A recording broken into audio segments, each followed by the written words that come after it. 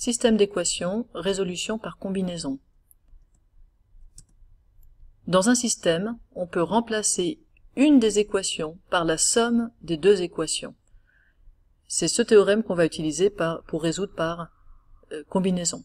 Alors, ça vous parle sans doute pas beaucoup quand c'est écrit en français, là, comme ça. Je vous propose de partir sur un exemple trivial.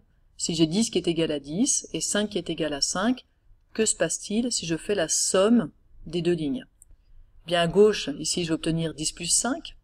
À droite, je vais obtenir 10 plus 5. Et vous êtes d'accord que de manière assez évidente, eh bien, ce que j'ai obtenu à gauche doit être égal à ce que j'ai obtenu à droite. Si mes deux premières choses étaient égales, mes deux secondes choses aussi, quand je fais la somme, ça doit aussi être égal. Alors ça a l'air très simple là-dessus, ça vous paraîtra peut-être un petit peu moins simple quand on va l'appliquer sur un système d'équations. Reprenons notre système. 3x plus y égale 13, 2x plus 2y égale 12. Si j'applique maintenant ligne 1 plus ligne 2, en disant que ça doit être aussi, ça doit donner aussi une équation qui est satisfaite, je ne vais pas obtenir grand-chose. Regardez, je vais obtenir 5x plus 3y égale 25. Ça, c'est pas très intéressant, c'est une équation qui a du x et du y, dont je ne saurais pas tellement quoi faire.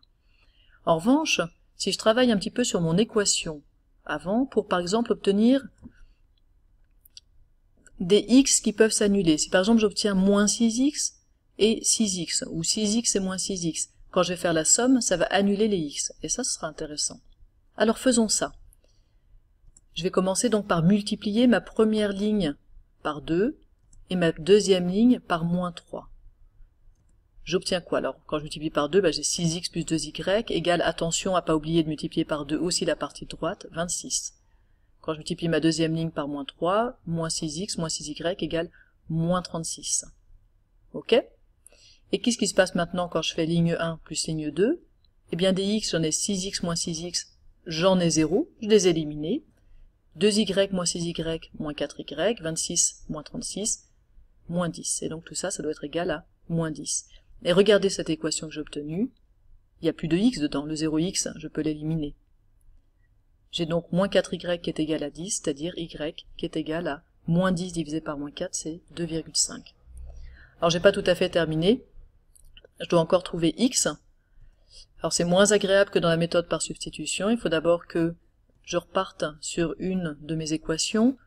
La plus simple conviendrait très bien. Pour moi, la plus simple, c'est peut-être celle-là. 2x plus 2y égale 12. Donc je vais réécrire ma ligne que j'ai notée étoile. 2x plus 2y égale 12.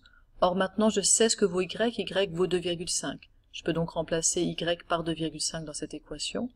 J'obtiens 2x plus 2 fois 2,5 égale 12, c'est-à-dire 2x plus 5 égale 12, c'est-à-dire 2x égale 7, et finalement, x égale 3,5. Je peux conclure. Alors à nouveau, on n'a pas travaillé par équivalence, mais pour un système de deux équations à deux inconnus, si vous suivez ces étapes, vous pouvez être confiant que vous avez bien trouvé toutes les solutions et des nombres qui effectivement sont solutions.